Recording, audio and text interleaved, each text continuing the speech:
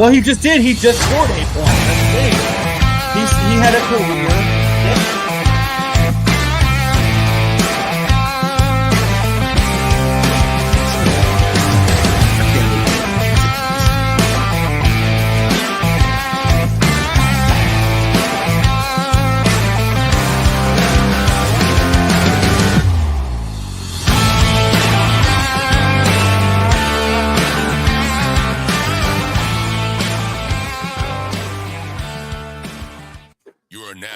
Listening to the Sportz Nutz.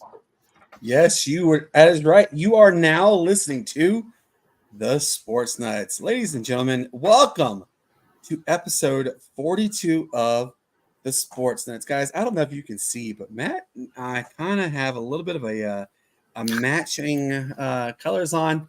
Matt, let everybody know who this dynamic duo was. Oh, man, quite possibly the best dynamic duo in Atlanta Falcons history. We're going to go with Matt Ryan and Julio Jones. That's right. Matt Ryan to Julio Jones. God, how many times we hear that combination in our lifetimes. Woo.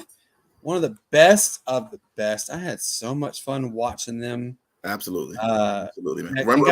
Remember the catch over Luke Kuechly. Remember that one? Yep. Mm-hmm. Yeah. And guys, also, if you don't remember that toe tap in the Super Bowl, yes, we still lost it, but that toe tap had to be one of the most insane, if not the best toe taps I have ever seen in football. Now, everybody's probably wondering, why are you wearing Falcons colors and wearing your Falcons uniforms? Hold on, folks. We have a special guest, Miss Holden Grace, my second youngest. Wait, hi, Holdy. As you see, she's being silly. But last night, Matt, Matt, let's just go right into it. Let's tell everybody. Let's do it. First off, last night I have to admit it was kind of emotional because it was Matt Ryan night. Why was it Matt Ryan night? Everybody says, well, folks, Matt Ryan was inducted into the Atlanta Falcons Ring of Honor. Yes. Well deserved. He will be a first ballot Hall of Famer. He is by far the best Falcons quarterback to ever walk the face of the earth. Yes, I'm talking about him being higher than Steve Bartkowski. And look, I've met Steve Bartkowski. Great guy. Absolutely love. He will talk to you about football. He's just a genuine fella in general. But Matt Ryan, elite. Our good friend last night. I don't know if you saw Matt. Our good friend last night, Brandon Leak, had the privilege of talking to Matt before all the pregame festivities really got going, and just how cool would it be to have Matt Ryan come on our show, guys? Oh man, that would be excellent. That would be elite status. I had so much fun with the game last night. And guys, I don't know about you, Matt, but I was pretty loud. And let me ask you this, Matt. Yeah. Did you understand the delay of game penalty that happened against the Atlanta Falcons last night? It was explained to me. But you saw the video, right? Yeah. What was the one thing that stood out to you? I don't know, man. I mean, it was just. The referee was standing over the ball, though. The whole time. I mean, yeah. What was he supposed to do? I mean, what was he supposed to do?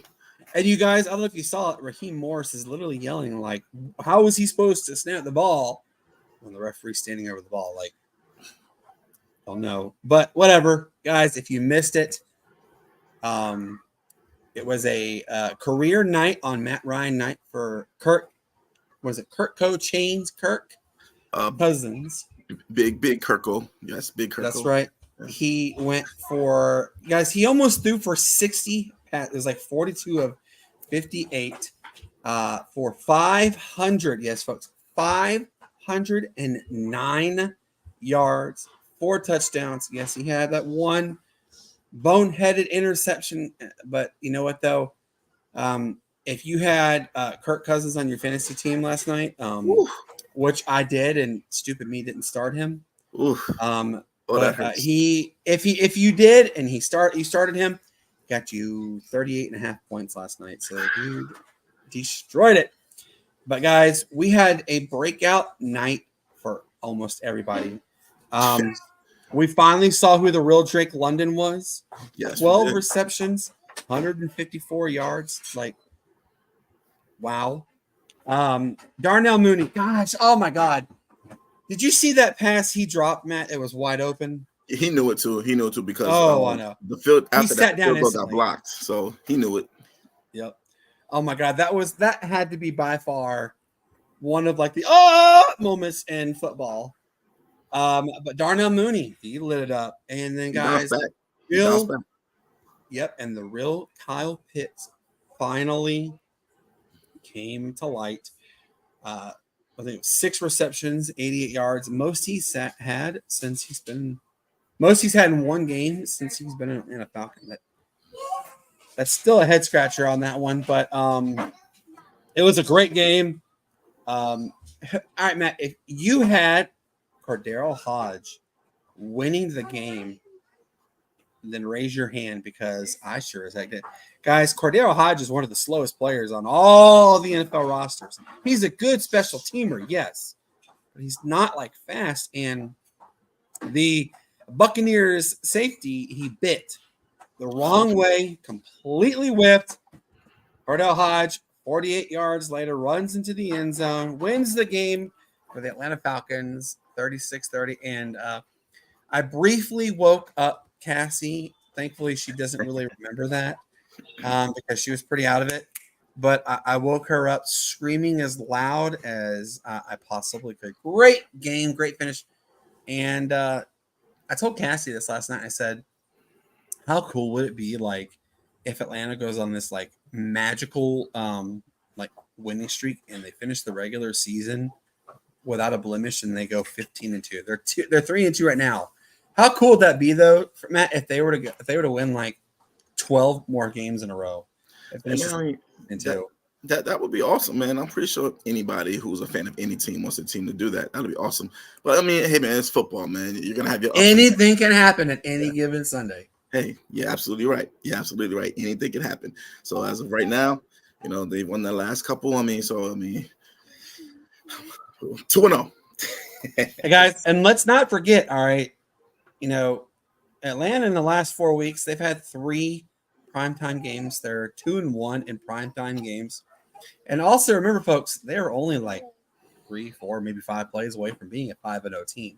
Yeah. They are a legit contender in the NFC. So it's going to be fun to see what happens. They play next week against the hapless Carolina Panthers. I know there are some fans who are the Carolina Panthers that are watching right now. I'm sorry, but I think Atlanta's going to really trap game. It's a possibility. Yes. Remember, any given day, anybody can win. We've seen crazier things happen, Guys, I don't know if you've been living under a rock. If you have, I'm sorry.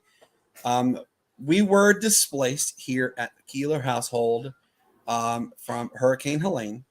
And I kind of want, these are actually my pictures, so I will not get flagged. They're not copyrighted. I am the actual owner of these pictures. So what I'm going to show you now is the damage that was around the easily. There still is quite a bit of an damage in the upstate. So I'm just forewarning you, it does. Pictures don't do it exact justice. It does parts of the area look like an actual war zone. So here is the first picture.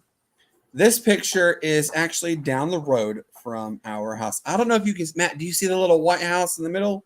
I see it. Right between the two trees. It is one of the oldest houses in Easley. They are actually on the road my wife was born on, is one of the houses, and they have unfortunately, it really is. It's called a slave house. The house is there's nothing but trees laying on top of it. Beautiful home. That home right there, folks. I don't know if you can see it. Scaped by the hair on its chin. Did not have a tree fall on it. Thank God. This image right here. This is a house that is being flipped. It's over 100 years old, and it's literally, you go probably 300 more yards and you turn right and to go towards my daughter's school to pick them up. If you don't know where Easton Elementary is, this is a very well-known home, beautiful home. The trees, they fell on it. And I don't know if you can see, Matt, but if you zoom in, there's little black dumpsters there. They're connected to cars. Trees have fallen on the trucks. Here's another view of that house. So as you see, it is pretty intense. This is that same view. I don't know if you can see it. It's actually in the middle. It is the slave house. As you see, there's trees on top of that home. Wow. Beautiful home. They decorate fantastic every year for Christmas. It looks beautiful. And unfortunately, they have a long road to recovery on that one. This is another view. You can see the dumpsters right there, the big black dumpsters. There are trees on the whole house. Is going to take a lot more than what they were going to do with regards to the renovations that are going to happen to it now. This is the main road I live off of. I don't know if you can see, the power pole is literally in the middle, and there are trees. There are 4 trees on the end of Mossy Smith. They just opened up Mossy Smith the other day, guys, and that's the road I live off of. It was completely destroyed. And this is the view the day after. This is the road turning towards the White House, as you can kind of see in the middle there. Yeah. Trees, power lines all over the road. And guys, the last picture I want to show you, we did sustain damage here from the hurricane at the house. This is our backyard, and you can kind of look in the middle. There is missing parts of the fence. Tree limbs fell and destroyed the fence. Thankfully, that's all that was destroyed. It could have been a whole lot worse. So, guys, if you do have, my daughters did it today with my wife. If you happen to see a lineman, which is people who actually hang up the power poles, say thank you to them. Give them a cup of coffee, whatever you want to. Treat them on. Let them know that you are appreciative of them. Say thank you, because they are really out there. They're missing time with their family, with their kids, their loved ones, everything. It's pretty grim situation. Matt, I don't know. Have you seen any more images or videos of the Western Carolina area? No, I haven't seen any more of the Western Carolina area, but I heard Carolina area got hit pretty bad. Of course, I've been kind of looking and keeping tabs on the Georgia area as well. It's not as bad as Carolina's. Although they have some flooding down here, but again, not as bad as up there where you're at. Yeah, it's pretty intense here. We've gone through a lot recently with weather here in the upstate. But guys, I've been through hurricanes. I've seen Hurricane Opal. I don't know if you remember Hurricane Opal, Matt, but it went through Atlanta. Because she was asking, she's hungry, so that's why she's crying. But Hurricane Opal did insane damage to the Roswell area. We lived in Crab Apple Lake at the time, which is in Roswell, Georgia, and we didn't have school for 5 days. It was pretty intense damage there. When I lived in Duluth, Georgia. Wow, I'm sorry, I'm watching the Jacksonville State, Kennesaw State, and they just had this one-handed interception that was amazing. But I lived in Duluth, Georgia. We had several other hurricanes, come through, or tropical storms come through, and I was like, holy cow, the damage. This one, though, outdoes it over any storm I have ever been a part of, I have ever seen. And it's pretty scary, to be a part of it. We had wind gust over 90 miles an hour. It did. Ooh. It does look like a bomb went off. And so, like I said, guys, if you see a linesman, first responder, heck, even a teacher, guys, my wife is a teacher, say thank you, because they are working endlessly, tirelessly. Tip your caps to them, because they deserve it. They truly are like heroes. Yeah. So, Matt, we've already talked about one event that's happened. Our beloved Atlanta Falcons, they rose up, they rise up, as we say. They rose up to the challenge. They beat the Tampa Bay Buccaneers. But there is a lot of sports that are starting to happen. I don't know if you know this, Matt. The NHL starts in a week. It literally starts in a week. It does. And now, I don't know if you guys know this. I hope you do. I really do. I'm a hockey guy. I love hockey. And we've mentioned this several times on the show. That Atlanta is getting a franchise. It is almost a certainty. They're almost 90% certain now. Mm-hmm. We're still waiting for official word about the team, but they are getting a team. It's going to be based out of Forsyth County. They are still going to be called an Atlanta franchise. Hey guys, if you're on the stream, comment. Let us know what you think a good name for the Atlanta hockey team would be. But one team that I'm obviously I bleed for is blue and black and gray. It's the Tampa Bay Lightning. I lived in Tampa for a short period of time. The Thrashers, they've been gone for a while. I needed a hockey team. I needed something to support. And I sure as heck am never going to support the Tampa Bay Buccaneers. Absolutely not. I don't care if it's snowing on the sun. I'm never going to support them. So I support the Tampa Bay Lightning. Great franchise. Still the only franchise in the last 30 years to win back-to-back Stanley Cup championships and came so close. 2 games away from being only I believe it's the 3rd professional franchise in any professional sport, NHL, MLB, hockey, football, basketball, to do a three-peat. That was that close to doing it. So there's another team that I'm really interested in, Matt. And I'm going to ask you, Matt, if you have had the privilege of looking them out, checking them out yet on Twitter or Instagram or Facebook. It's the Utah Hockey Club. Have you seen them yet? I have. I remember we talked about it a few episodes ago, man. But I was able to kind of, take a look at them, look at their whole schematic, the colors that they're going to use, things like that. Those are pretty cool looking colors, right? Yeah, they are. They are. Like I said, they remind me of one of the old Utah Jazz colors back when Darren Williams was there. It was like, oh my goodness, you just aged yourself big time. All right, guys. So, little breaking news from the Sportz Nutz, and this is actually true. I promise you, it is 100% true.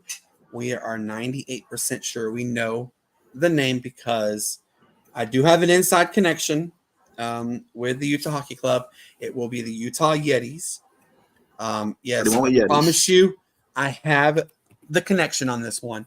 So when they announce the name, which will be in the next 6 months, they will announce the name. They absolutely will.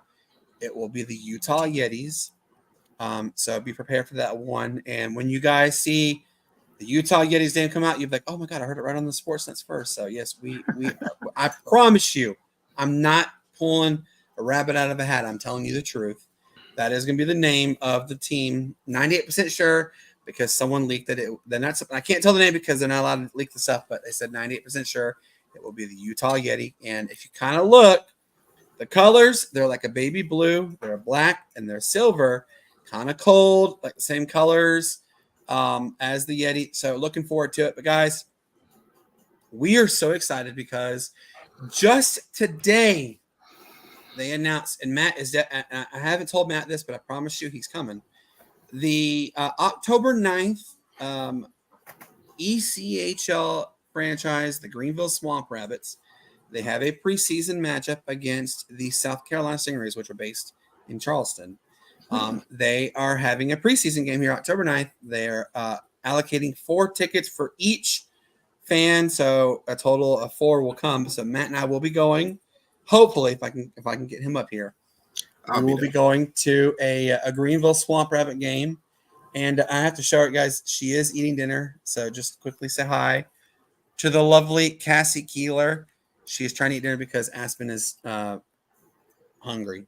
And hungry babies go first. So we're definitely going to try and get to go to quite a few Greenville Swamp Rabbit games. So we're excited. They just announced it. We're in talks about having the play-by-play caller actually come on the show. Stay tuned. It'll be sometime in November because we are jacked full the remaining bit of October. So we're excited about that one. But guys, college football, Matt, I have to ask you this. How sad are you to know that it's week 6 in college football? Technically week 7. I'm not sad, man. This is when these wins like really, really, really matter now, man. Like the weight of every loss will dramatically change the season. I mean, look at UGA, for example, man. That this past loss they had against Alabama, that changed their season a little bit, man. Now they cannot lose again. So now, they have Texas still coming up, and they have some people coming up on the schedule, man. So, man, it just, we're right in the middle of it, right in the middle of the season, man. I mean, and it's gonna, you're in the thick of it all, guys. Yes. Thick. Yes. Bosses hold more weight. They hold more weight now. Yeah, that's right. I mean, all right. So last night, guys, Sam Houston State. They dominated in the FCS. They made the transition to FBS, and they were garbage the last couple of years. This year, they're 5-1, and they literally have to win one more game, and they're bowl eligible already. I tip my cap to Sam Houston State. They are called the Sam Houston State Bearcats. They won last night against the newly acquired Mountain West bound University of Texas El Paso UTEP. The Miners, they have a really bad season. The Miners they're 0-5. It's okay. They're going into the Mountain West Conference. Extremely excited about that matchup. It is matchups of the former Western Athletic Conference. Guys, I don't know if you remember the WAC. They only need one more member to join the Mountain West. Actually, two. They only need two more members to join to be officially the former Western Athletic Conference, would be TCU and New Mexico State. Neither of which, one of them actually might happen, but that's still to be unheard, which would be New Mexico State. There is a possibility. But guys, the Mountain West Conference is, and I mean extremely serious conversations about this. I'm excited about it. My school, University of Hawaii, is so close. And we actually have a couple people who are going to be coming on in the coming weeks to talk about it. Have a very real chance to get a full member invitation to the Mountain West Conference, University of Hawaii, in every sport, which would be great not only for the school, it'll be great for revenue, it'll be great for TV ratings, we're great for recruits, great for competition, everything. And then they are also in communications with, and now Matt, I'm going to ask you if you would like to have these two maybe join even any conference you could ever choose. North Dakota State University and South Dakota State University, they are in talk. Now they're just talks, but they are in talks with the Mountain West Conference.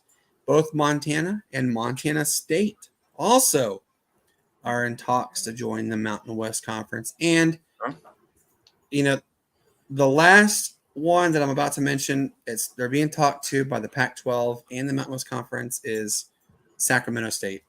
Out of all those, which one would you like to see go to the ACC Conference USA, AAC, wherever? Which two would you like to see come from any level? Let's see. We say we have Sacramento State. Mm-hmm. Who else did you say?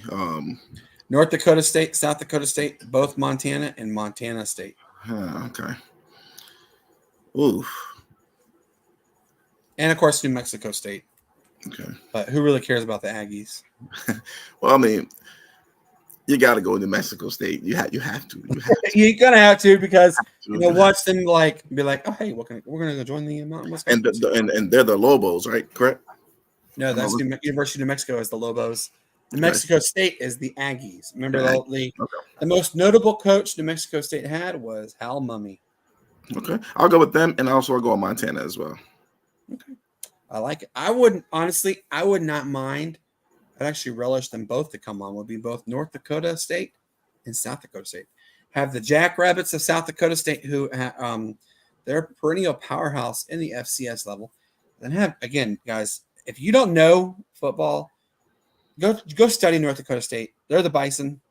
They have no real sports teams to follow up there except for North Dakota State, and they're really good, and I mean a darn good football program. I'd like to see both of them come, and I'd be okay with seeing Montana come even. Because I mean Montana is a great place to watch. I don't know if you watched this a few actually last season before the Furman Montana game. Montana was playing host in the quarterfinal round of the FCS playoffs, and it was a whiteout conditions, meaning, guys, it was snowing so hard you couldn't see your hand in front of your face. Absolutely amazing time. Now, Matt, I know you've never played in snow games. I have. And let me tell you, man, there's something about it. There really is something about playing football in snow games. There's something about going to football games that you've probably been to football games when it's snowing like crazy. Yes. And am I right that it's something special about snow and football? I mean, besides the fact that it's cold, yes, there's something special about the environment. You have so many people out there, just to be there. For me, it was an NFL game. It was a Buffalo Bill game. Oh my God, I would love to go to a Buffalo Bill game. That is on my bucket list, is to go to Buffalo during a snow game, because Bill's Mafia. It's not fun, but it's cool. It's cool for the first time experience, yeah. But when things settle down and you're in the game and things start getting uncomfortable, then you have a little bit of a problem there.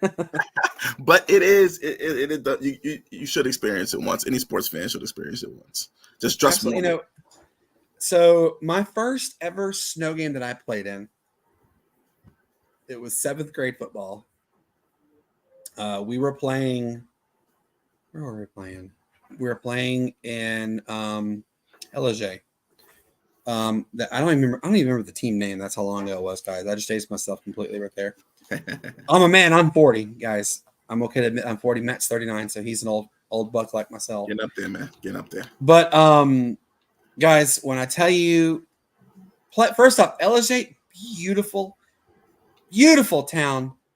I'll be darned. They're doing Tyler Huff of Jacksonville State, who actually played at Furman, guys. Just want to mention that. But LJ, beautiful town. Matt, have you been to LJ before? I have been to LJ before. Beautiful town, right? I have family that lives there, yes. It's a gorgeous town. So I got to play there. We had a snowstorm develop. It was only supposed to get like maybe 1 or 2 inches. We ended up getting like 6 inches of snow. Guys, we're playing in this. And when I tell you this, meaning it's fun, reason why is you get tackled, you're still sliding 5 to 7 yards after you're tackled. That's a lot of fun there too. But it's coming down. You can't see hardly 2 feet in front of you. It's like you're like this, and it's just coming down in whiteout conditions. It's so much fun. There's something special about it. My next game I played, it was my 8th grade year. We were playing Milton's like youth league. And, Milton Roswell, huge rivals. Check them out. I promise you, they're one of the biggest rivals in the state of Georgia. It's the Battle of North Fulton, basically, is what it is. We got 3 inches of snow, and we also got a 1/2 inch of ice. And, that hurt, actually. If you play on ice, it hurts. And the ball shrinks, guys. And I promise you, look. You see my hands? They're big hands. I can palm a basketball without any problems. So the football shrunk, and when the ball hits you, it hurts. I promise you it hurts. So I got to play in them. That was a lot of fun. My third one, it was freshman year in high school. We were playing – God, who were we playing? Centennial High School's 9th grade football team. We only got 1 inch of snow on the ground, but it was still fun to play in. My last one I played was my junior year in high school. That was more of an ice game more than anything. Yeah. We were playing North Cobb. Yeah, that hurt. I don't want to play in ice. No. But, Matt, like I just told you guys, it really is something to behold.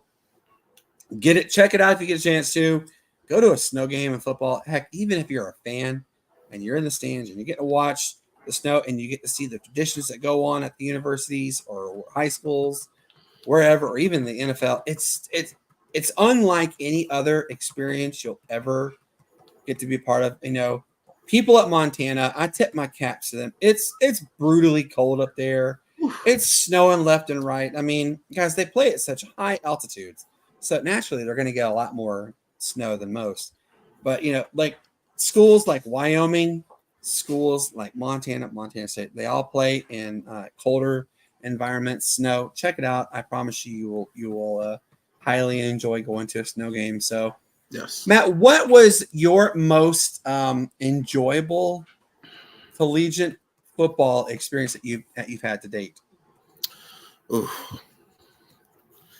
I would have to say, man, the game where it was, you know what? This is recent. I'm gonna do a recent one. The recent one was the Georgia Tech Miami game. That one when because I was at a place where all you got to do is run the ball or kneel it. Instead, you just hand the ball off and fumble. And I was at a place where it was a bunch of Georgia Tech, a bunch of Tech fans, and we were just kind of like, well, Tech's going Tech. We're kind of like that.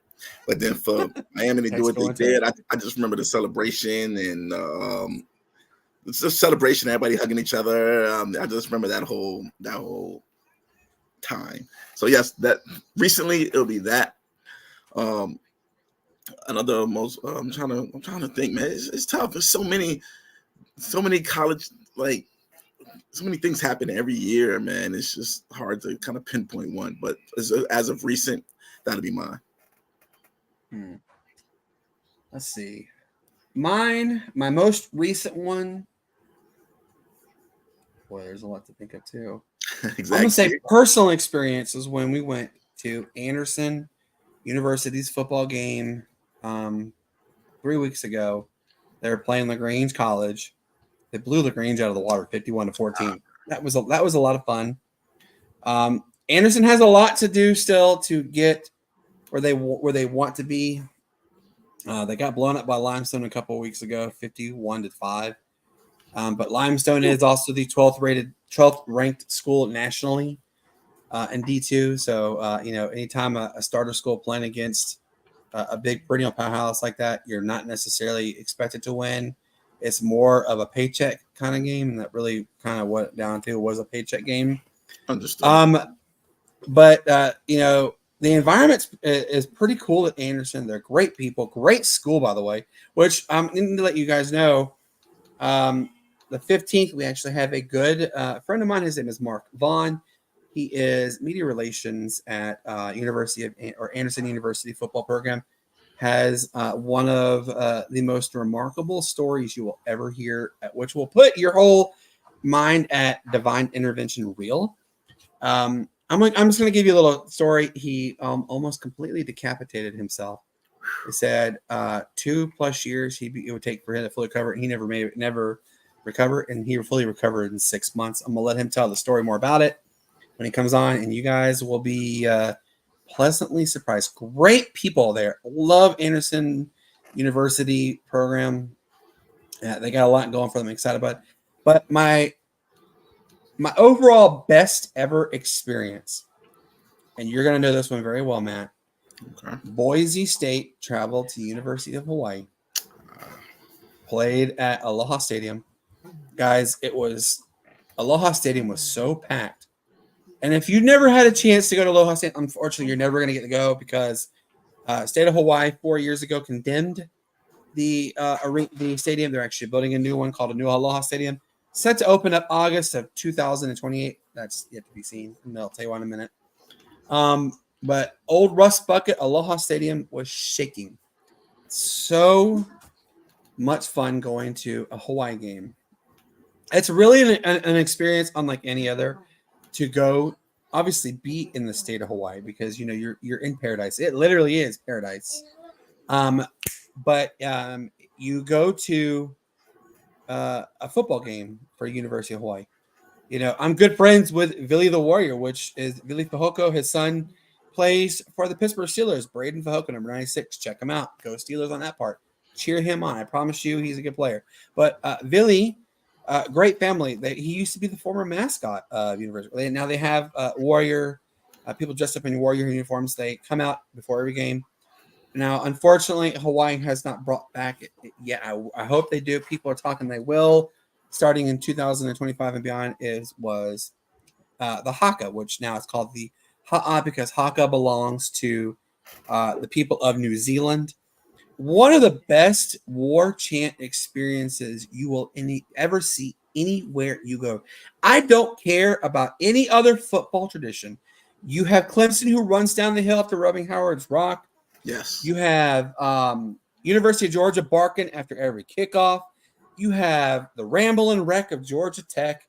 I mean, guys, you have all sorts of introductions. I mean, you have Sandstorm at South Carolina University. It compares to nothing like the University of Hawaii when they do the haka dance. The war chant is one of the most invigorating. And guys, I want you to seriously go back on YouTube. I'm not going to do it here because of copyright infringements, but I want you to go back. Type in University of Hawaii haka dance. It's HAKA. You will see the performances. They did it when they played Florida several years ago. They played at Florida. Guys, the swamp is loud and proud. And you can hear the entire team across the entire stadium in Gainesville. They did the same thing at Michigan. You could hear it. Michigan is loud. Big House is very loud. And they did the haka at Michigan. And the fans there, they were kind of they blew them out 64-10, but it was still a great experience for the fans there to get to witness it. I've witnessed it many times, and it really is special to see, the state of Hawaii embrace football, everything. And sorry, Aspen, I got to show this, Matt. Yeah. Look at Aspen. just being Aspen.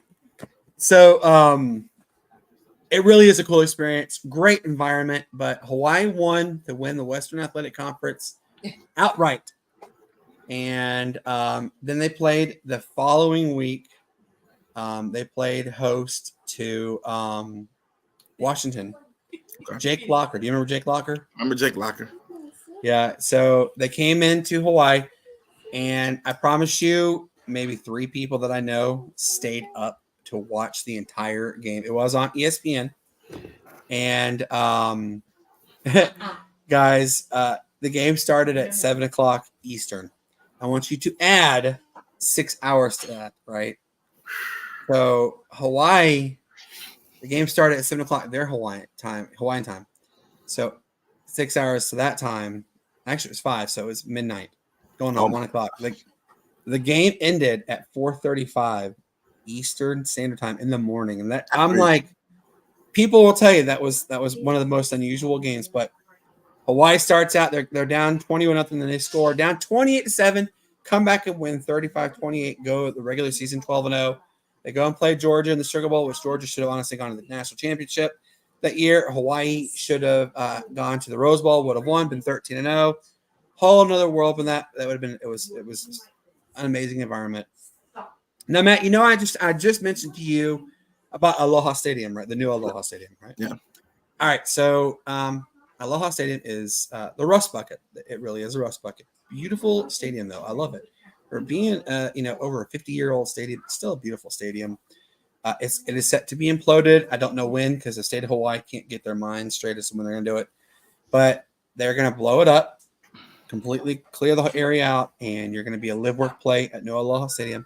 It'll be 30. I think it's 35,000 seat arena. It's going to be one of the smaller ones. But we don't know when the state is actually going to officially approve the design. Hopefully soon. I hear someone there too. Yes, we have kids back and forth. So New Aloha Stadium will come soon. I promise you guys, it's going to be one at a time. How about this? What I'll do, on our Facebook page on the Sportz Nutz, I will post a rendering of New Aloha Stadium, what you expect to see. Nick Bongalo just chimed in, but I want you guys to see it. Beautiful renderings. It's a live, work, play. But Matt, I promise you, you and I, we're definitely going to go to a UH football game. You're going to love it. It's going to be a lot of fun. So let's do this, okay? College basketball season. Matt, you hear it, right? It's knocking. You hear that knocking, right? It's coming. It's knocking pretty heavy, pretty hard, man. It's coming. It's almost there. I mean, God, how cool is that to say? November the 4th. You're already looking at big games, but it's literally a month away, guys. I'm literally looking right now at November. I'm looking at November 3rd. There's nothing here, right? Yeah. So let's look at Monday, November 4th. And guys, the world lights up. And I mean college basketball Central starts. I've run out of fingers and toes. That's how many games they're playing starting on that. And, we're excited about it. Yeah. Let's look at some of the games. Do you want to do that, Matt? You want to look at some of the games? Let's do it. All right. So let's look. First off, there is this thing. I don't really buy into it, but I'm going to sort of. It's called ESPN's Way Too Early Top 25 Rankings. If you don't know what those are, it's when ESPN puts this algorithm into the computer, types up whatever they want to type up, and it generates all your preseason top 25, right? Obviously, everybody knows who should. Well, let me ask you this, Matt. Who do you think should be number one? That's a good question, man. It's tough. It's tough because of the amount of talent that left into the draft and the amount of incoming freshmen, 5-star freshmen that are spread out, man. I mean, you got Rutgers out there, man. They have a couple, 3 5-star freshmen incoming, if I'm not mistaken. Of course, you have Duke with Cooper Flag coming in. I mean, and the center, I think they got called Kalen something. I can't remember his last name, but there's a lot of teams that have studs coming in, like NBA future All-Stars coming in this year. So, it's tough, man. I can't tell you who should be number one. But do you know who Hassan Daira is? Yes. UConn Huskies. He is actually projected to be one of the top NBA prospects coming out. You got Aiden Mahaney. He's really good too. Came from St. Mary's. He transferred into UConn. Aiden averaged 14 points a game. UConn's not number one though, Matt, which is weird because, correct me if I'm wrong, didn't they win the last 2 national championships? Yes, but they also lost Donovan Klingon, who was a major factor in those wins. And please refresh everybody where he got drafted to. He is now playing in Portland. That's right. He plays for the good old Portland Trailblazers. So then, Kelvin, everybody, and I promise you guys, if you don't know who this is, Matt and I are going to tell you we feel really sad for you. Kelvin Sampson, he has done phenomenal things. Been around for a while. Quite a while. He's done phenomenal. Oklahoma, right? Oklahoma State. Oklahoma. But now where does he coach? Ooh, I don't know. Where does he coach now? Houston Cougars. He's coached in the last 3 years now. There you go. And guys, Kelvin Sampson's they're not even ranked number one. No, they're ranked number 4. The number, and then all right. So I'm gonna give you the top 5. Okay, top 5 way too early. And I want you to give me your thoughts on this too. Okay, Matt. Okay. Number 5, Gonzaga Bulldogs.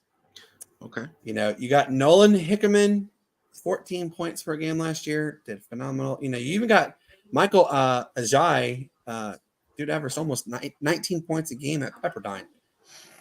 They're number 5. They're getting it, guys. If you don't know, Gonzaga is starting in the Pac-12 in the 2026 season in basketball. So that's not this season. That's gonna be 2026 season. Okay, 26. Yes. So that means they're number still 4. They're still gonna run their conference then. Okay. The West Coast Conference. Yep. Which, remember, Gonzaga and St. Mary's back and forth. St. Mary's is reportedly in talks with the Pac-12 to join the Pac-12 as well. So is Mark Few still their coach there at Gonzaga? Yes, he is, and he is a legend. God, could you imagine, if he were the head coach, say at Georgia Tech? Could you imagine what he could do at Georgia Tech? Get players in there. That's what he would do. He would get players. That's right. That's right. And quick reminder, Emmanuel, I think it's Innocente from Tarleton State. Huge addition. He's gonna do great things for Gonzaga. Watch out for that. Number 4, though, Matt, we just talked about him. Kelvin Sampson and the Houston Cougars. That's pretty impressive, that Houston is ranked number 4. But Houston has done pretty good the last few years.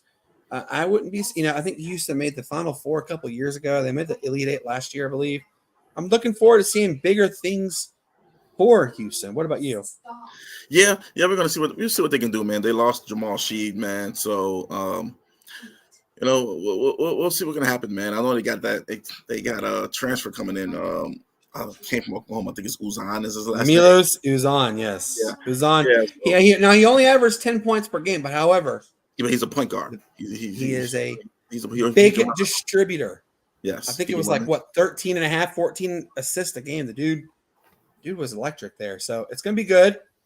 All right, number 3, we just talked about it. UConn Huskies. Matt, what do you think about that projection? Ooh, that's big. That's saying a lot about coaching. Dan Hurley saying a lot. It's saying Dan Hurley is going to be able to accomplish a lot. But I like the Aiden Mahaney pickup, man. I do too. I think that's going to be real big for them, man. But they also got one of the rookies. They got a top 10 freshman coming in, man, and Liam McNeely. Yeah, he's the number 9 selection out of the top 100. Yes, this dude's going to do. He's going to do fantastic. Then don't forget, you got Samson Johnson. Yeah, he only averaged 5.5 points a game, but the dude, he knows how to play. He's gonna be electric. All right, so this puts you now in the top 2. I'm gonna ask you, Matt, who do you think would, if you had to guess, who would be number 1 in your eyes? Number 1, I don't know, man. Maybe you can go with maybe Duke or Kansas or somebody like that. Number 1, somebody who they got real good coaching and real good players. I can see those being the top 1 and 2. Bill Self is a great coach. God, to have his coaching ability, that would be electric. So number 2, though, actually, is Alabama. Alabama is number 2. Now look, they just got a good one of the best transfers came from South Florida, and Chris Youngblood, 16 points per game. You also have Mark Sears. He is projected as a number 2 pick in this upcoming draft, in the NBA draft. We will see on that one. So that means number 1 is your Kansas Jayhawks. Wow. You have a lot of incoming talent. Zeke Mayo, he averaged 19 points a game at South Dakota State. AJ Starr, or however you want to say his name, came from Wisconsin. 16.8 points per game. It looks pretty promising on that one. So let's top out the rest. Baylor, number 6. That's going to be a good little run for them. Iowa State Cyclones, they're number 7. That's interesting. But here comes the number 8, though. Duke. They have Duke. Question is what is going to happen with Cooper Flagg? You know who he is, right? Absolutely. He only goes was invited to an NBA summer league and dominates everybody in the world of basketball. Team USA, like a Team USA scrimmage, Team USA select team. Cooper Flagg is the number 1 overall recruit in all of college basketball. That's the top 100, top 300. This dude is phenomenal. And if you hear the praise that Kevin Durant, LeBron James, even Joel Embiid, he's got high praise. He will be the number 1 pick in the draft. Yeah, he will be the number 1 pick. Yep. And then we got number 9, Arizona Wildcats. I agree with this one actually a lot. Arizona, it's like they just have enough to be good, but they don't have enough to be great. You know what I mean? They get you thinking, oh, yes, never mind. Oh, wait, yes, never mind. It's literally like the heart monitor is going up, right? Number 10 is at UNC. UNC, they had a really good run last year. One of the better runs. I'm actually rather impressed with. You got Cade Tyson, transfer out of Belmont, averaged 17 points a game. Looking forward to seeing what UNC can do this year. Yes. Number 11, let's look at Auburn. This breaks my heart to see this, just because I'm a huge Furman fan. He did phenomenal things. He actually propelled Furman against Virginia in the NCAA tournament a few years ago. He led the team last year really in points per game. He led in helping in the wins. JP Pegues, he transferred from Furman to play at Auburn. JP, he is a fantastic player. I wish him nothing but success. Bruce Pearl he's Bruce Pearl. He did great things at Tennessee. He did great things last year at Auburn. JP coming in, Can he get Auburn to the promised land? We shall see. Number 12, let's look at Texas A&M. Matt, what do you think about Texas A&M?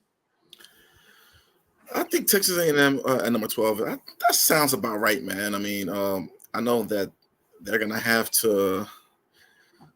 They're gonna have to prove that they can keep up, man. I mean, they have some players there, man. I mean, I know they have a Wade Taylor. Manny Obaski or whatever, however you say his last name. Yeah. He's a great player. Then you had the transfer, Zurich Phelps from SMU, right? From SMU, 15 points per game. Yeah. Do they have? The question is, do they have enough to say they can take that next step? Right. Yeah. Last year they were 7-4 in SEC play.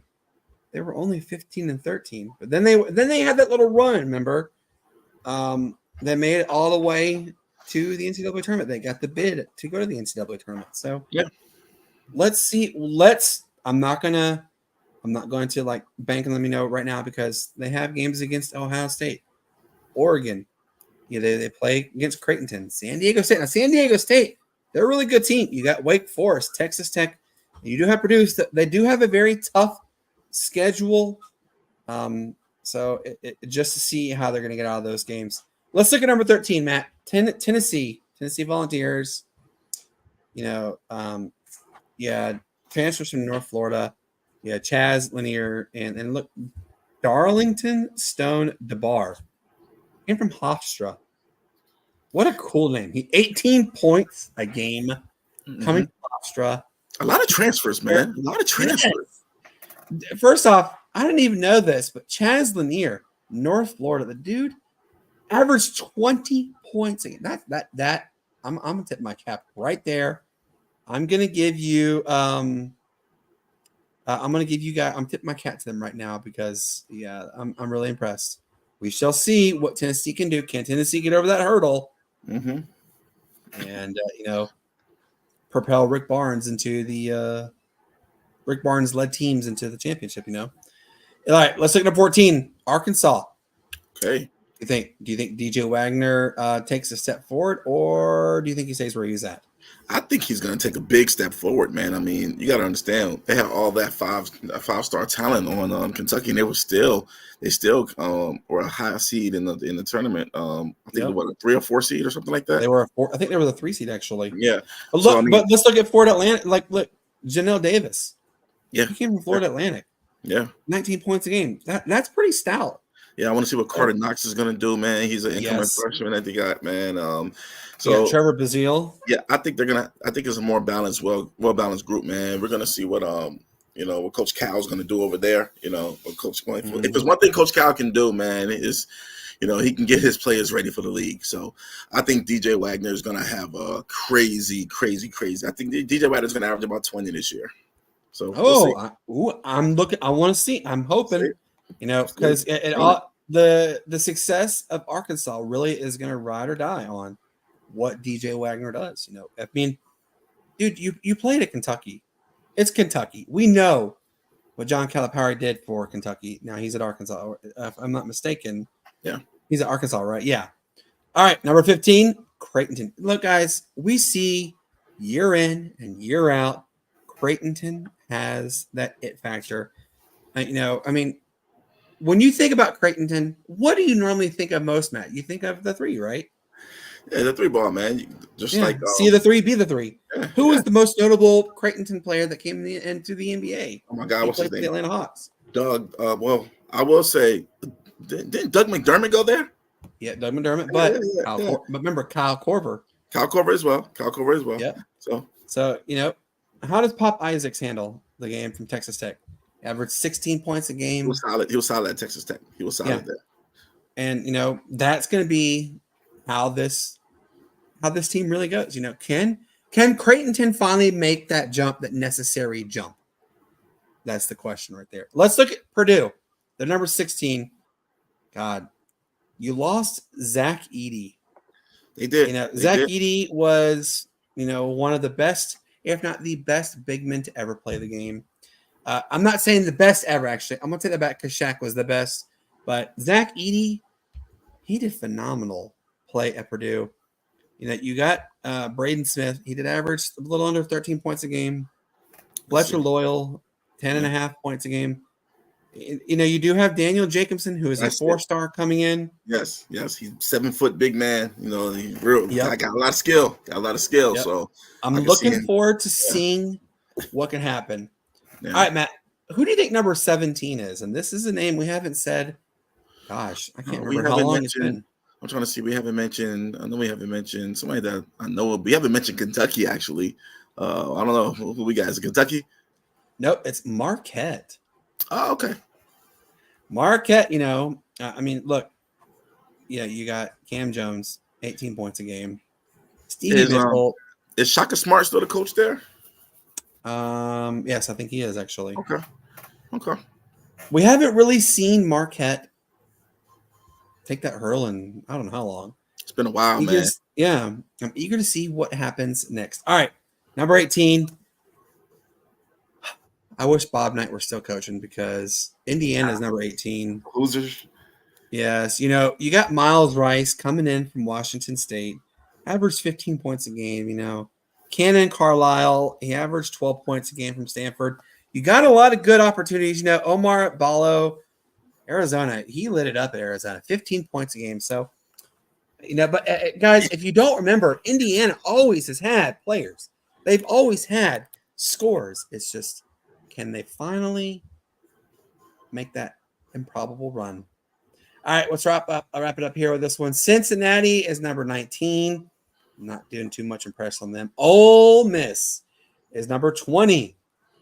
That's going to be fun because you got Dre Davis. He came from Seton Hall, 15 points. And then you got a transfer, Sean Padula, who came from Virginia Tech. Do you remember how he played at Vautech? Yes, I do. Yeah, 17 points a game. All right, so then let's look at number 21, Florida Gators. Okay. Walter Clayton Jr., 17.5 points a game. Solid player. Then number 22 is Texas Longhorns. Hey, Jordan Pope transferring in from Oregon State led them with a freshman named Trey Johnson. Trey Johnson, number 5. He's the number 5 recruit. Yeah, he's a shooter, man. It's just. Yeah, so now comes the intriguing part, and can he help Texas be even better? You got the number 5 recruit in the top 100. Let's get it. Jason Kent came from Indiana State. He averaged 14 points a game. I'm not going to count them out just yet, okay? But let's look at number 23. And this is a definite fall. It has to do with the fact that you don't have your legendary coach there anymore. Kentucky is number 23. Oof. They did have a lot of transfers. You had Krisha, 11 points came from West Virginia. You did have a transfer from a really good transfer from Oklahoma, BYU, Wake Forest, and Drexel even. So we'll see. But then you got UCLA at number 24. That's gonna be good to see how they do. And then Matt, you hit the nail on the head. Number 25 is Rutgers. Oh yeah, Ace Bailey from here down over here in Georgia, man. I think he's number 2 player in the country after Cooper Flagg. Will be number 1 in any other draft class or any of the high school class. It's just Cooper Flagg is number 1, but Ace Bailey is that guy, man. He reminds me of he's a Tracy McGrady type player, but 6'9". Yes. Well, what about this? What about Dylan Harper? You got the number 2 and the number 4. Yeah, Dylan Harper, Ron Harper's son. Dylan Harper. Yeah. That's Dylan what I was about to say. Solid, real solid. Can play both guard spots. Yep. Get to him. That's the top. Way too early. Top 25. I'm looking forward to seeing what college basketball will bring. Now, look, we have 15 people watching right now. There's a gentleman by the name of Giovanni Zuzo. Had fun against the Panthers and hope y'all lose. Happy to hear. We'll definitely have fun against the Panthers. I'd say that right now. Yep. But then, hey, let's look at so I have to chime in on this just a little bit, Matt. Nick Bongolo, he is our man from Canada, Toronto, Canada. Shout out to Toronto, by the way. He did say Happy Friday and nice jersey. Yes, they're the best jerseys to ever walk the face of the earth. Oh, in our opinions. However, Nick, You got to do better being that Falcons car, man, because I still have that text that you said. I'm not going to repeat it on here. Just telling you. I know you're an ATLian fan, but you got to do better, buddy. Hey, guys, we have had an absolute blast talking today. I mean, Matt, you got to admit, right? It's Friday. We made it, dude. We really did. This has been an hellacious, week, if I'm not mistaken. Do you agree? I agree, man. It's been crazy. Been crazy. A lot of ups and downs. But everything always evens out, man. I'll start with that Falcons win as a plus for the week. We got to do a little bit of a Dirty Bird dance if we can. What did OJ Santiago do? You remember when he did it? When he did it when he scored against the Patriots. Great guy, by the way. OJ, I know you watch because you and Jamal, guys, I am friends with Jamal Anderson, Mr. Dirty Bird himself. He does watch this, so I'm shouting him out. All right. So, Matt, just want to give a quick mention. There is a potential, and I don't agree with this. I think he needs to just hang it up right now. Okay. Tua Tagovailoa might come back. The NFL has said they are not going to mediate in him coming back to a. And you know what, man? I get it, but it's his decision, man. It's his decision. It's just that some people just get concussed easier than others, man. And he's just one of them players that can easily get a concussion, man. So yep. It sucks. It sucks. It's just like to be that injury prone, but I mean, it's just he's done enough. I really think he's done enough. Hang it up right now, Tua. I know your alma mater, St. Louis, is hiring for offensive assistant. Let's go there, man. Just go back to the state of Hawaii and coach. Don't become a vegetable. Look, I understand you love the game of football. Yeah, I do too. But is it really worth becoming a vegetable from all the concussions? I mean, Matt, you saw the news recently. Everybody in the stream, all 22 people who are watching right now, I know you guys saw this in the news too. Brett Favre, one of the best quarterbacks I think that will ever have walked the face of football. He's diagnosed with Parkinson's. It is a genetic. Now there is proof that it is genetic. However, it can be brought on faster with multiple head traumas. He did have a significant amount of head traumas, and they did say it was brought on faster by all his head traumas and concussions they have. So, shout out to Brett Favre. You are a Hall of Famer for a reason. You're a GOAT in football. But guys, like Tua, I promise you, you've had 3. You fenced. Guys, if you don't know what fencing is when your hands and your fingers curl like this.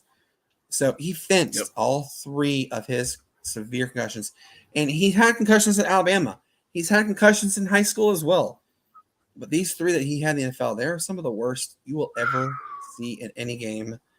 I've had concussions. They're not fun. I've had my bell rung quite a bit, actually.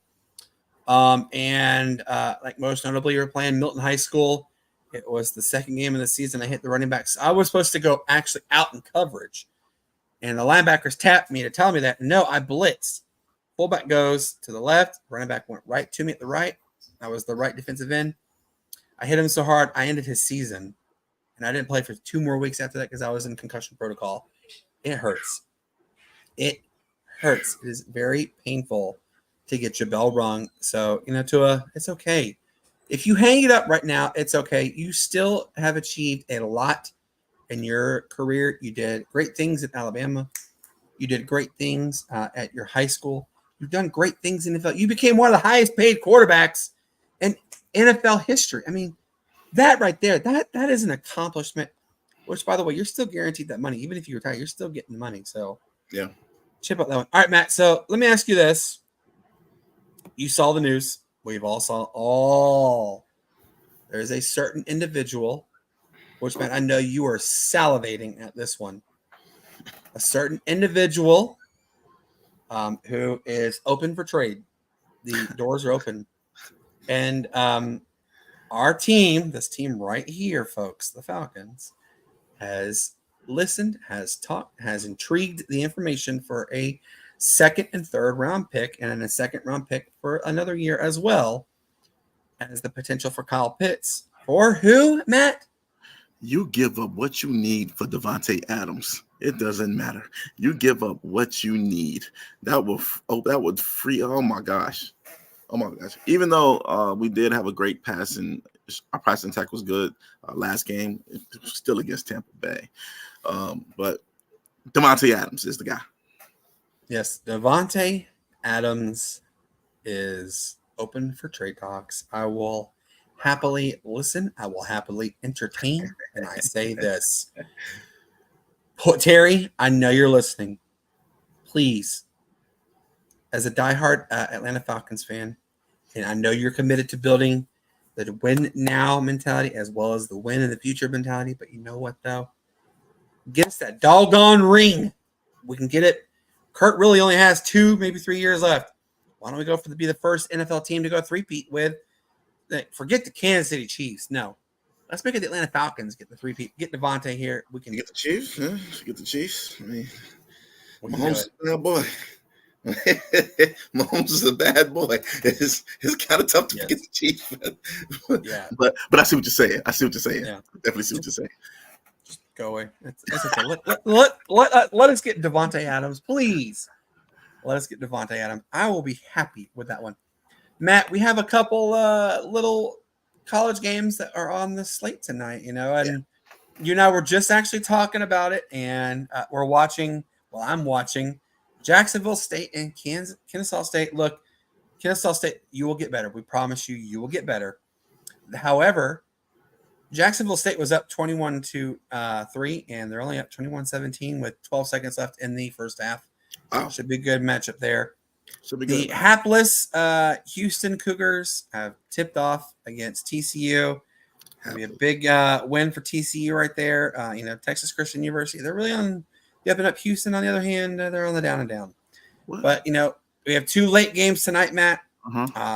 We have Michigan State and a Big Ten matchup, which is really weird to say. At University of Oregon, they're going to Autzen Stadium in Eugene, 9:00 game, which means it'll be a 6:00 game there. So it's going to be on Fox. Who do you think wins? Oregon and Michigan State. Remember, Oregon's number 6, by the way. But Oregon has struggled all season. So who wins that game tonight? They have struggled, but I feel Oregon is going to pull it out tonight, man. I think they'll finally start to kind of hit their stride a bit. Just looking at the remaining schedule, I think this is where they'll start to hit their stride. That's right. I think it happens. Hopefully, Oregon challenges for the Big Ten title. I don't know yet. We'll see. Mm-hmm. Then, guys, the last game of the evening also starts at 9:00. Now, Matt, I'm having a hard time saying this because I don't like them. Oh, God. University of Nevada, Las Vegas, UNLV. They're number 25. Them Rebels. Yep, they're playing against Syracuse, and I think UNLV handles Syracuse. I say, and Syracuse is traveling out to Las Vegas, Nevada, which, by the way, guys, it is Vegas. Teams often struggle in certain regions. That's one of them. I say UNLV handles. I wonder why. I wonder why. Yeah, I wonder why too. All right, so let's look at the couple games, and then we'll get out of here. Obviously, another interesting matchup. It's an all SEC matchup. This one, it's tomorrow. Number 25, Texas A&M plays host to number 9 Missouri. Who you got? Ooh, I'm gonna go Missouri on this one, man. I think Missouri is gonna pull this one out. I like it. Very good. And then an ACC matchup. God, I'm having a hard time saying this still because of it being SMU. SMU travels to number 22 Louisville. Who you got and why? I'm going to go with Louisville here, man. I think their quarterback show is gonna kind of tear through their SMU's defense. I can see Louisville. Really? I seen Louisville close up when they played Tech, man, and I think they're gonna have their way with SMU's defense. Okay. How about this one? I got a really, and I'm having hard time saying this too because I don't think I've ever seen this happen. Undefeated Army travels to Tulsa. Who you got? Oh, man, you know that Army offense. They're actually pretty. They're a bad mamma jamma. They are. You know what, man? What the heck? I'm gonna go with the Army here, man. I'm gonna go with Army. Oh, so you're saying Army 5-0? Okay. All right, then I got another one for you. This is doing it. Go ahead. Going Army. Okay, I got another one for you. Okay, this is what's that? This is even weird to say. Undefeated Navy at Air Force. Oh, I'm gonna go with the Navy. I think the Navy's gonna pull this one out. Wow, Army and Navy could be. How crazy is this? Army Navy game comes at the end of the year. What that'd be crazy. Would that mean if both of them come to the final game of the year undefeated?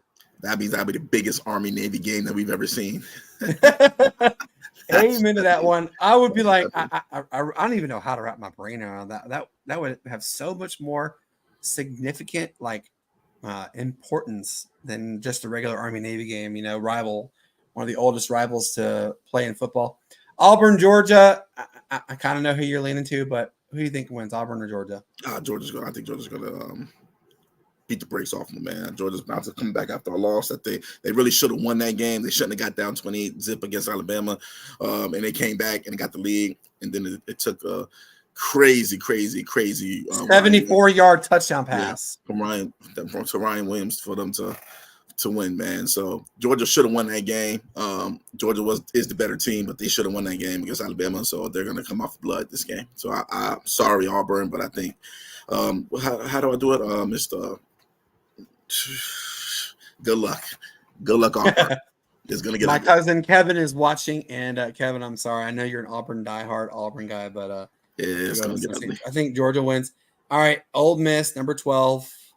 They travel to Columbia. You know, Williams-Brice Stadium is a pretty cool place to go to. I'm never going to go there because I just don't like Columbia. I just don't like the town. Mm-hmm. What do you think? Ole Miss versus Carolina. Who wins that game and why? I think Ole Miss is going to win it. I think Ole Miss is just a better team overall, man. I like their defense. I think they're going to, not shut South Carolina down, but they're going to, give South Carolina some problems.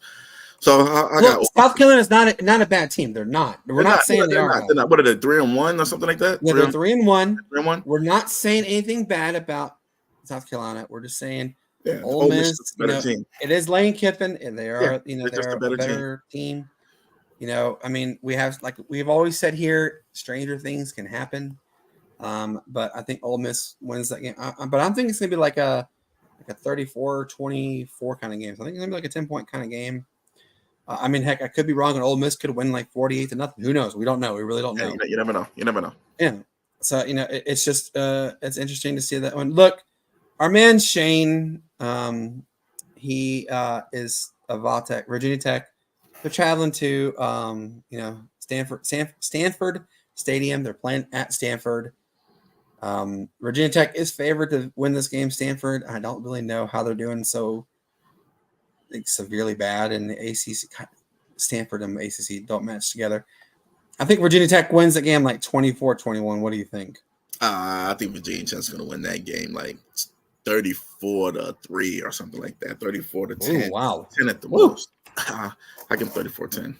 Now, guys, for our friends that are in California, if you are looking to go to a football game, tickets are as low as $2. So check it out. The game's at 3:30 Eastern, which means it's 12:30 in the afternoon there to check it out. All right.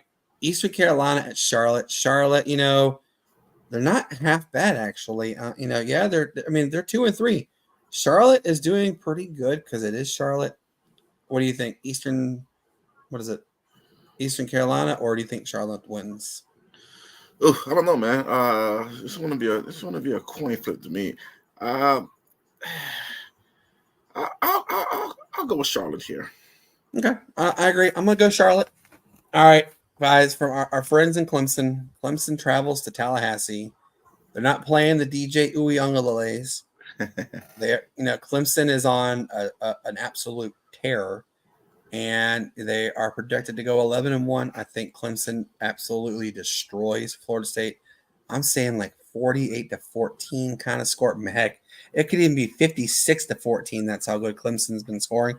What do you think, Matt? You know what? I've been looking at this game for like the last couple of days, man. And you know what? I wouldn't be surprised if this was the game DJ Ukulele just went off. He's not playing though. Yeah, he's not playing. What's going on? Is he hurt? Something? He broke his hand. He's out for the next 3 weeks. Is he? Oh my gosh. Well, this will be a Clemson victory. I can see Clemson. Yeah, about 48 to 10 is about right. About right. All right. That's a beatdown. All right, so then let's look at South Alabama. They travel to Arkansas State. South Alabama, I think they're going to rule the roost in the Sun Belt. I think because they are in the Sun Belt. They're in the West. They are 2-3. Mm-hmm. I think South Alabama, honestly, not only beats them, but I think they destroy them. I'm saying because guys, if you remember, South Alabama scored 87. 3 weeks ago, and then they won 2 weeks ago, handily. So I think South Alabama wins big, 57-10. Arkansas State, they're really on a downward spiral. Tennessee and Arkansas, that's a big matchup. They're playing in Fayetteville. What do you think? Yeah, big matchup. I think Tennessee is going to cruise through this one, though. I think Tennessee will more likely probably blow them out. But then again, it's an SEC game. It probably be close all the way until the end. But I can see Tennessee winning this one, man, about 34 to maybe 21. Okay. All right. Then for our good friend, now look, Vince, I know you're watching. We're going to shout you out right here. Michigan, number 10, Michigan, they travel all the way to Seattle, Washington. They are playing on NBC and Peacock. They're playing at Washington. What's the final score you think going to be? I think Michigan is going to win this one. Michigan to win this one. Give me 24-14, Michigan. Washington is actually favored to win this game. Really? Yep. And I think Washington's going to win 27-24. I really do. Michigan has not proven themselves. They have struggled mightily. So I'm going to cheer on Washington on that one. All right, the next game I'm going to ask you about this one. It's on True TV. It's a strange matchup. It's at 7:30 at night. They're playing in San Jose, Nevada, which, guys, if you don't remember, last year, Nevada was a laughing stock in the Mountain West Conference. They're actually not as bad as a laughing stock as they could be. They're traveling to San Jose State. Who you got, Matt? I got San Jose State in this one, man. Nevada's a heck of a lot better than what they were last season. I agree with you, but I think San Jose State is gonna take it to them this game, man. I just don't think that they have the horses to compete with San Jose State. So, I say San Jose State. I say 28-10. Okay, I like it. Central Florida at Florida. Ooh, dang, that's gonna be a good one. But Literally, it's separated by 45 minutes. Yeah, Florida. I'm gonna give it to Florida. I'm gonna give this one to Florida. Florida just have the better athletes. I'll go with Florida on this one. Okay, I like it. And just want to give you a little reminder: Houston is destroying TCU, guys, 17-0. Ooh, already. A 1-4 team, blowing them out already. Ooh, my goodness.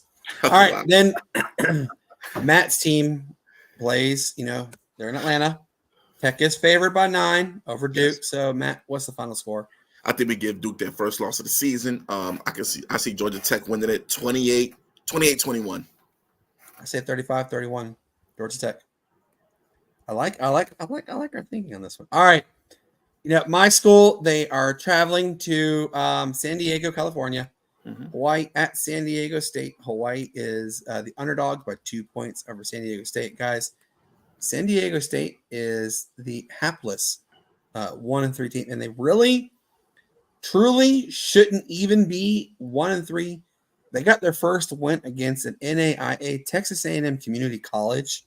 They won 45-14. You got blanketed by Oregon State 21-0. You lost 31-10 to University of California, Berkeley, and you lost 22-21 against Central Michigan. I think Hawaii wins 35-21. What do you think? I agree, man. I think that Shager and Ashlock connection is going to be a little too much for San Diego State. I think Hawaii is actually going to blow them out. I think it's going to be a crazy blowout, like 38-14. Matt, I am so proud of you. You knew who Shaker and Ashlock were. I'm so proud of you. You know, Ashlock is like he's up there as like one of the award finalists for best wide receiver. So I'm so proud of you. I really am. Thank you so much. Man, All right, he's a solid player. Solid player. I can't pronounce his first name, but he's a solid player, man. I think it's like Pofielli or Pofel or something like that. It's Pofele. Pofele? Okay. Yeah, Pofele Ashlock. He's a great player. He's a good receiver, man. I've seen him win a couple jump balls. I think he's added on a little bit more weight, but he's a good receiver. So yeah, he is. He's a great receiver. Miami at California. What do you think? And by the way, Miami's number 8, folks, if you haven't paid attention to that one. I think Miami's going to pull this one out. Miami, they have a really good quarterback. He's probably going to be a Heisman finalist if he keeps this up. Cam Ward. Is going to probably be a Heisman finalist. So, I think Miami wins this one easily. Miami stays undefeated. Guys, let's just not forget also, this is a ACC matchup. You know, you're talking about one end of the country going all the way to Berkeley, California to play. That's the And then the absolute last game of the night, Texas Tech travels to Tucson, plays at Arizona. Who wins and why? I think Arizona wins this one, man. I think Arizona's going to win. They just have the better players. What's his name? Tatario McMillan, their wide receiver, NFL caliber wide receiver, man. About 6'5", 6'6", man. Dude is a beast.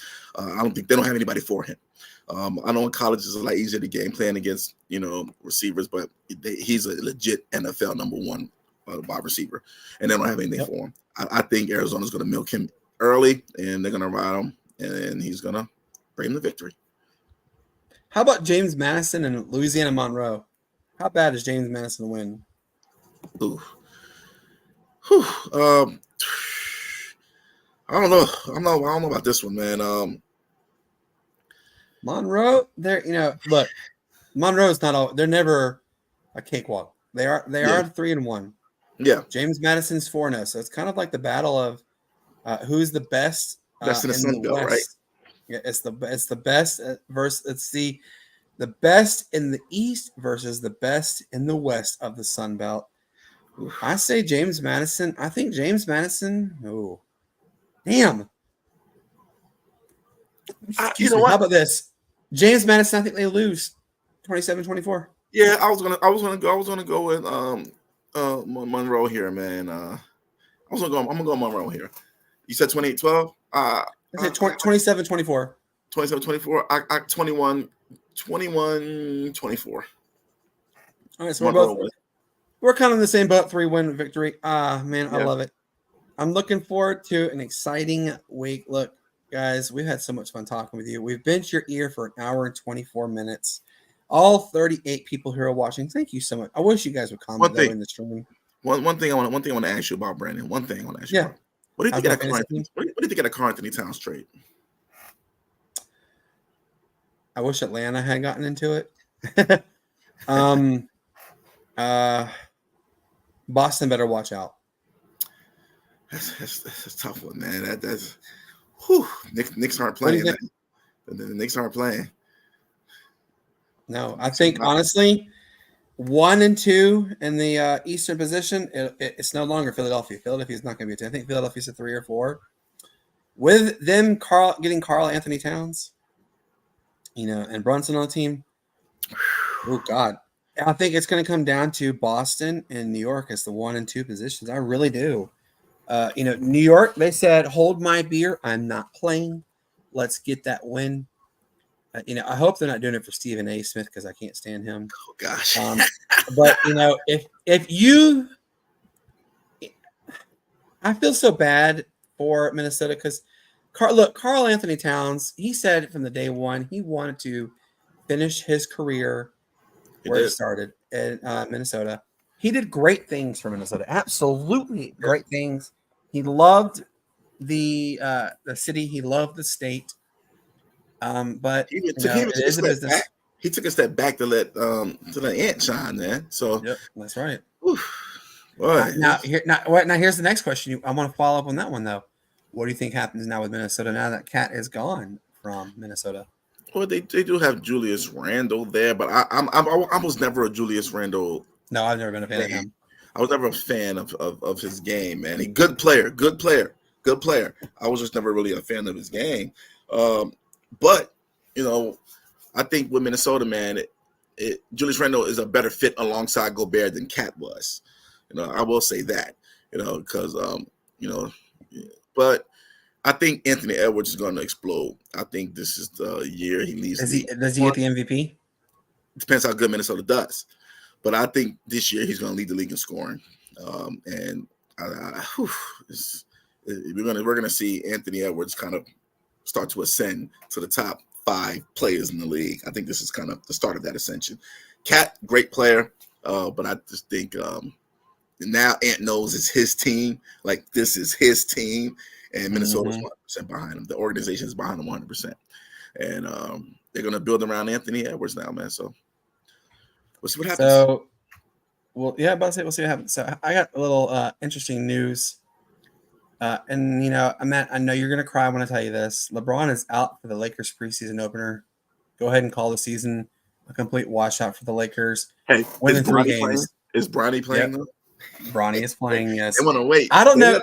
No, they want to wait till the season starts before they have him play at the same time. LeBron will not touch the floor preseason. It's not going to happen. Yeah. Not going to happen. I don't know if you saw what they're doing for the home opener with both LeBron and Bronny playing. But I got breaking news to tell you. Nobody knows what they're going to do because the Lakers have been quiet. Yeah. They're not going to tell us what they're going to do. And quite frankly, I really don't give a darn. Bronny, okay, I'm going to put you this way. If people here think, and I want to look, I gotta shut this up quick, Matt. We have 75 people watching right now on the stream. We literally jumped from 30 to 75. I kid you not. There, if I could screenshot it, you'd see it says 75 people in here. Let them watch. All right, so I want you guys to chime in too. And man, I'm gonna ask you this too. And I really don't. I'm not gonna know. Bronny James. If you think Bronny James is an NBA caliber player, you think he is elite level talent, then I'm gonna tell you, Shohei Ohtani is the next Michael Jordan of basketball then. If you think Bronny James is NBA caliber. And guys, Shohei Ohtani doesn't know a darn thing about basketball other than you shoot it. But but ain't no way you can bypass Bronny's teammate who averaged 18 points a game, who was not drafted. Is an undrafted free agent. I think he's actually playing for the Minnesota Timberwolves. Oh, Boogie Ellis? I don't know. Where's he playing at? I have no idea. I will say this though, man. Dating back to maybe about 2012 or 13, they stopped drafting on how many points you can score in the league. Right now teams draft on potential and fit and what you can bring to a team. Now, if you're a college senior getting drafted, now something's wrong with you. So it's about being young, which I see why Bronny, left early, because the longer you stay in college, the more they're going to nitpick your game. Mm-hmm. I don't think Bronny James is a star. I don't think he's a star talent. But then again, you got to look at it like this, man. Nobody thought Damian Lillard was all-star talent. Nobody thought Steph Curry was all-star talent. Nobody thought Russell Westbrook was all-star talent. Nobody thought, it's just about fit, man. It's about fit, scheme, and things like that. Bronny James has the tools to be a solid NBA contributor. Nobody's looking for him to come out and average 20 a game. That's not going to happen. He won't have the opportunity for that. I think the plan is just to set him up for when his dad retires. They're setting him up so that he can survive in the league. I think he'll be a solid player, man. I think he'll be more of an Eric Bledsoe type player. Oh my God! Wow, you really give him that much credit? No. I said type player. That means Eric. I'm sorry if you're watching this, Eric. We're not discrediting you. Bronny James is not going to be your level. I didn't say he's going to be as good as Eric Bledsoe, who was a 5-star incoming freshman for the University of Kentucky, which he came off the bench from, and still ended up being a first-round draft pick to the Los Angeles Clippers. I didn't say he was going to be as good as him. I said he's an Eric Bledsoe type player, which means like a combo guard. He can probably hit a couple shots here and there. He can get to the basket, get to the free throw line, make the right play, make the right pass, things like that. I don't ever see Bronny coming being a 20-point per game scorer, but I do see him being a solid NBA contributor, man. And he already has a 4-year guaranteed contract in the league, man. So he has to start. So all he has to do, he has the best training in the world. All he has to do, man, is just be solid, hit your open jump shots, and be sound defensively. And I think he'll be a solid player. He won't be a star, but I think he'll be a solid player. So do you want to think what I think he's going to be great at?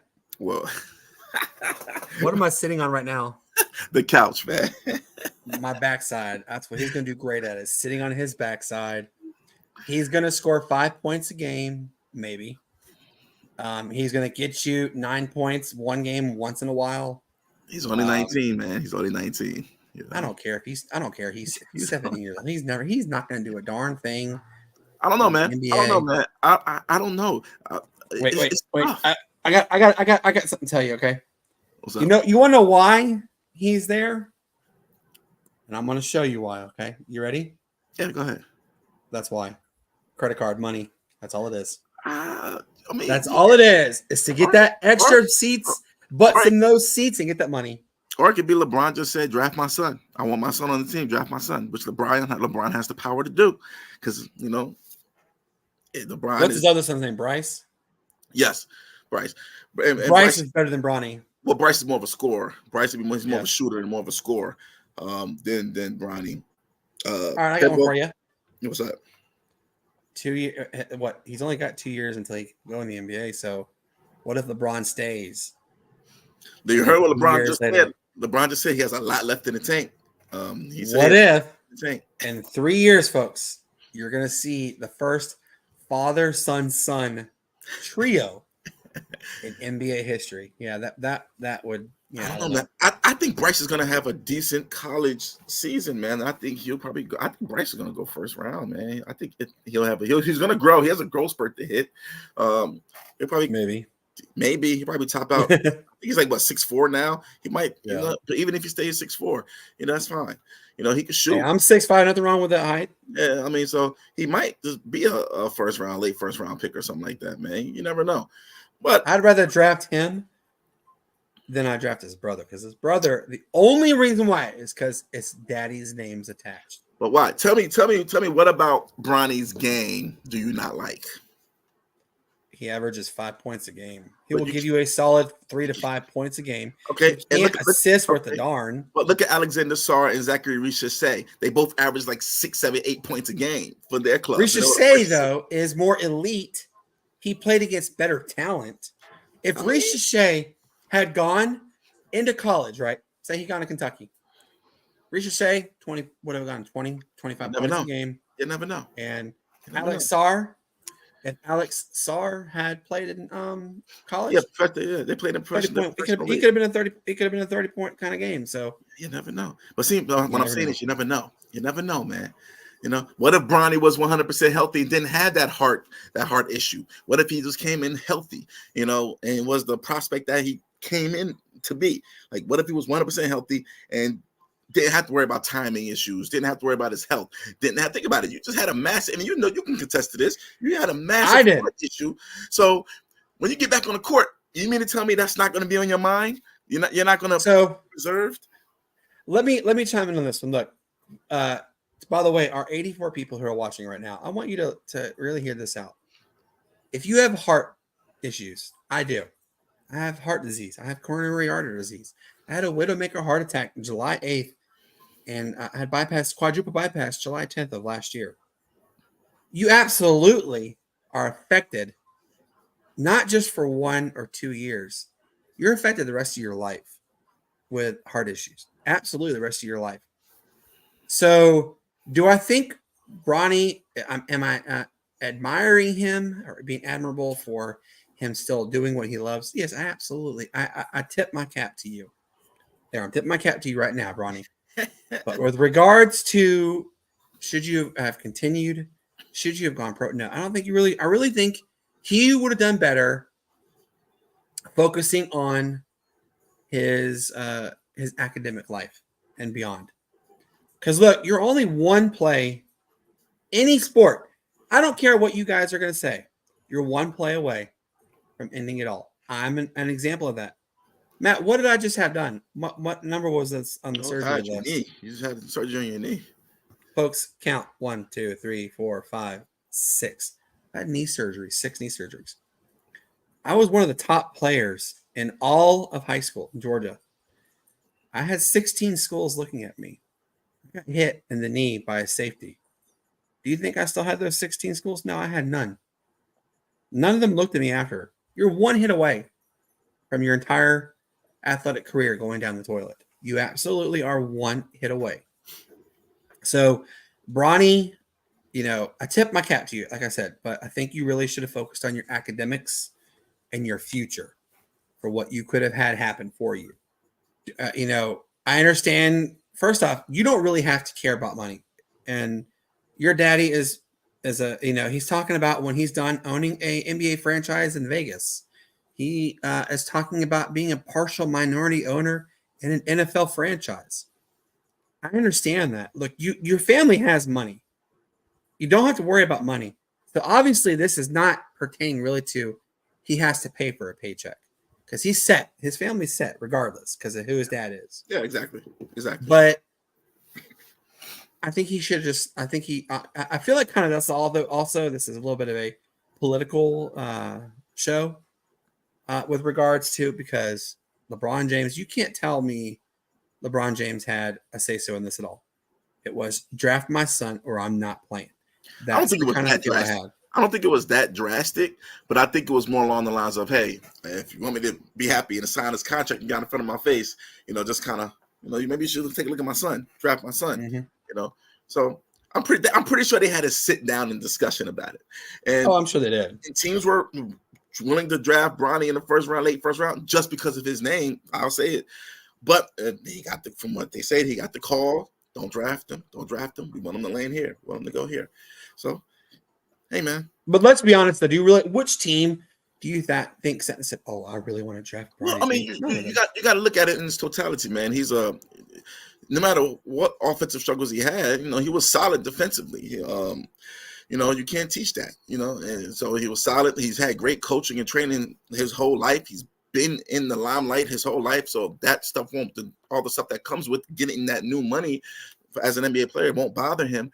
So teams look at that, man. Scouts look at that. Teams and front offices look at that as well. So with that being said, you sound defensively, the offense will come. Great instincts, great playmaking instincts. Will take the right shot. It's not going to force anything. So if teams look at that, they look at that and they look at potential. And also now they had this new factor. It's LeBron's son as well. So I'm pretty sure there were many teams willing to take a gamble on it. We shall see. Hey, I want to give a quick tip my cap to my beloved friends in Dubai. They are hosting the T-Wolves and Lakers and some team called the Breakers versus the Jazz tonight in Dubai. Season's back. Yep, I'm tipping my cap to my wonderful people in Dubai. They are absolutely the loveliest people. We met some really cool people over the summer. We'll tell you more about that later. Hey, guys, before we go, we have to give a special shout out to Tequila's Grill and Easily. Some of the best, authentic, delicious, affordable Mexican you will ever have. Guys, if you're really looking for that it factor, that restaurant that you really want to sit down and say, hey, this is a family-friendly environment.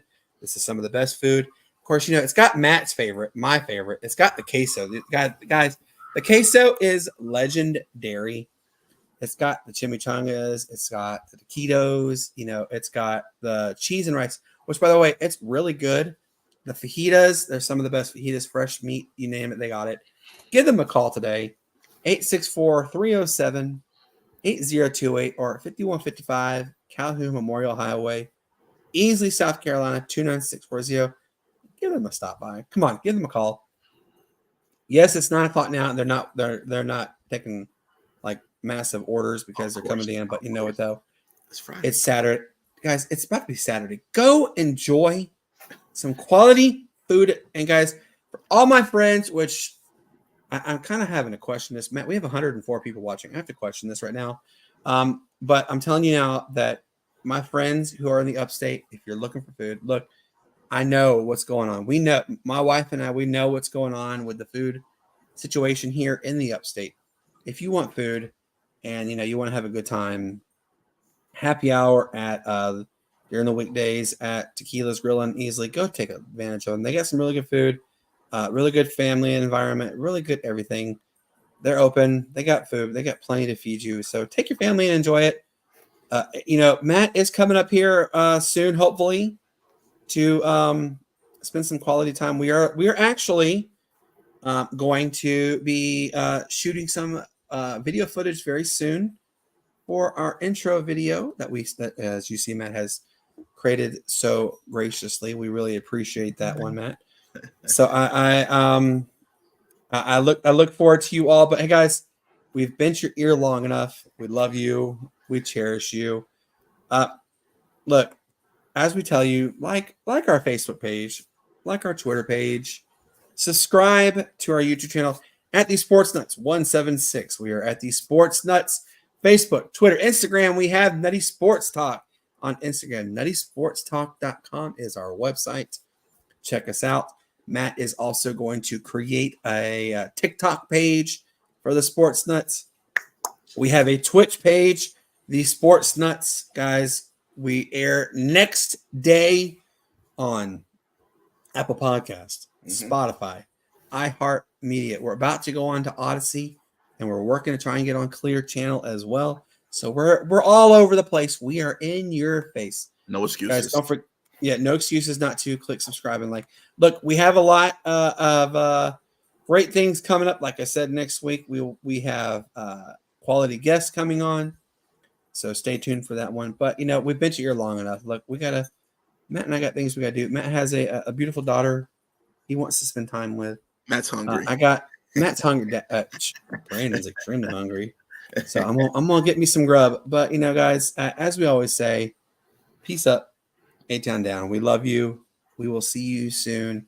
Don't forget, Tuesday we will be back. And on Sunday, I will have a week that will be coming out on YouTube, Twitter, Instagram, any page, including YouTube. So make sure you guys stay tuned for that one. But until then, Matt, what do you tell people not to do? Please, guys, I know it's the weekend. I know you want to go out. I know you want to drink. I know you want to do all these different things with your friends. But please don't get flagged. And when we say don't get flagged, we mean don't get in trouble. Please. Don't do something stupid. Be adults, guys. Just be adults. Yeah. That's right. Look, it's okay to have a couple libations, but do it responsibly. Do it responsibly. Until then, guys, we will see you next time on the Sportz Nutz, and bye, and have a good night, and bye. Get out of here.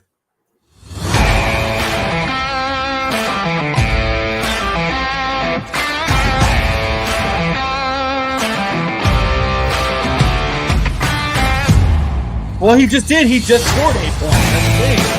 He had a career. Yep.